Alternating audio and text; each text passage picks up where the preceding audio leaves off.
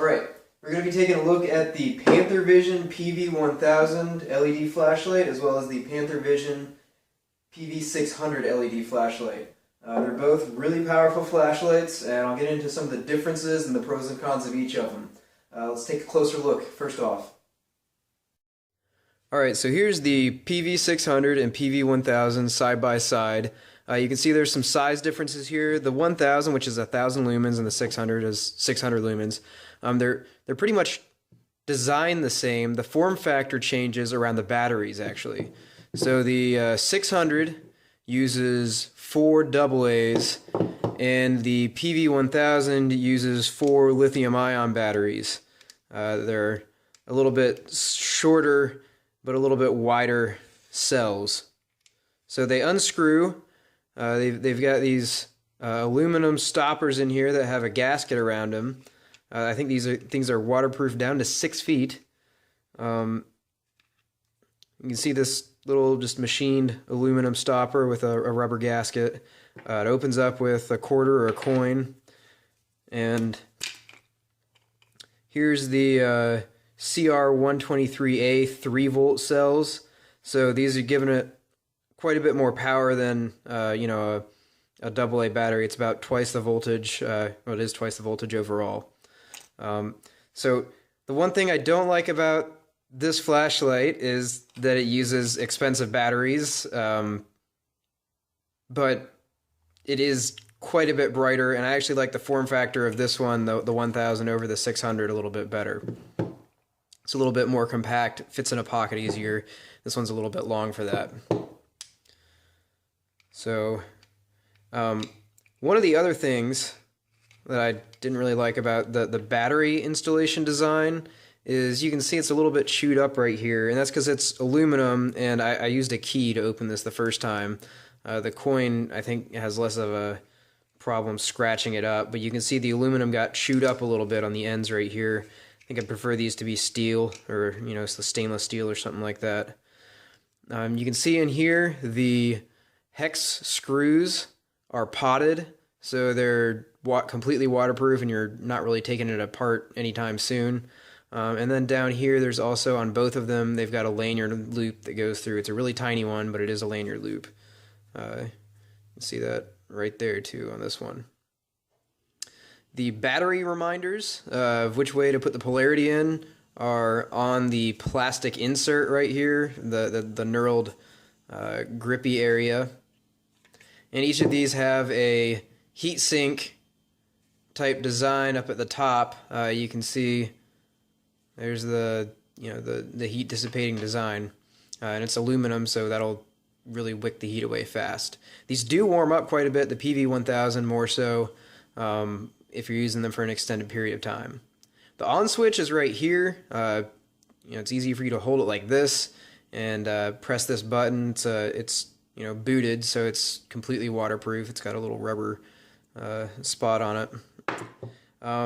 The one thing I don't like, I like to hold my flashlight like this and click on the back end. Just a personal preference. You can't really hold it like that and turn it on easily. I guess you can do it with your pinky finger here. This one's really too long to hold it like that and turn it on and off. So just little ergonomic issues. They are the unique design of being flat, and they do fit in your hand pretty well, and they don't roll around when you set them down. They stay put. Alright, so I'll cut the lights and show you the performance in here in the garage, and then we'll go out to the backyard and you can see how far the beams can reach. Unfortunately, I have a crappy cell phone camera I'm shooting this with, and it's not the greatest in low light, so you might not be able to see the full performance as it actually is that you'll be able to witness in first person. Alright, this is the PV1000. You can see it's very, very bright. It's so bright, in fact, if I put a piece of white paper down here and turn it on, just pointing down at the paper, it will blind me, basically, not even pointed at me. So it's a very, very bright light, blinding if you're on the receiving end of it. I'm really impressed with the performance of this, and so far the battery is doing great. Also, this is high, first click, low, second click. Still really bright, conserves some battery. This is the PV600. It's a little bit less bright. It's about the same brightness as the low setting of the PV1000. Try to give you the same experience here, but not nearly the extent that the PV1000 is that shows up. And this is the low setting for the PV600. Alright, here's the Panther Vision PV600. Lighting up the backyard. I can see all the way to my fence with this thing, and the phone camera is just kind of crappy and not picking it up. You see the brightness it's projecting on the grass at least. This is on high, this is on low. This is the PV1000. You can see the swing set a lot more clearly with this one and the phone camera. I can also see all the way to the back of my fence, which is probably about 50 yards away, without many shadows back there at all. It's very clear. And you can see shining on the grass, it's a lot brighter than the PV600. 400 lumens brighter, in fact. So, and that's on high, and this is low. It's about, the low is about as bright as the PV600 on high. So wrapping up, pros and cons, likes and dislikes. The PV1000, I mean, I've never owned a flashlight this bright before. It's amazing what it does. It lights up my whole backyard. The only thing I don't like about it is the lithium-ion cells that it takes. I think they're over $1 each, and they last about, specs say about 5 hours on high.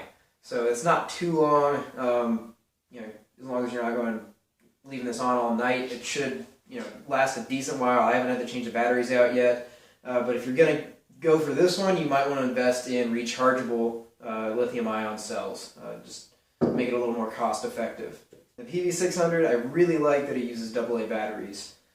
It's just not quite as bright, and I don't know if you could tell in the video, but the LED is a little bit warmer than the almost white. This one might have a little bit of a blue tinge for the PV1000, but they are a different color spectrum. It's a little bit odd.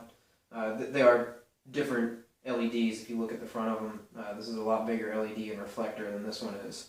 They did a good job designing the reflectors to give you even dispersible light. There's no hot spots in it that are, you know, just blinding while the rest of it's kind of weak. So overall, these are both really great lights. They're pretty cost effective too. Waterproof down to 6 feet is a great feature as well. So they've got my recommendation. I'm really liking them. Go pick one up.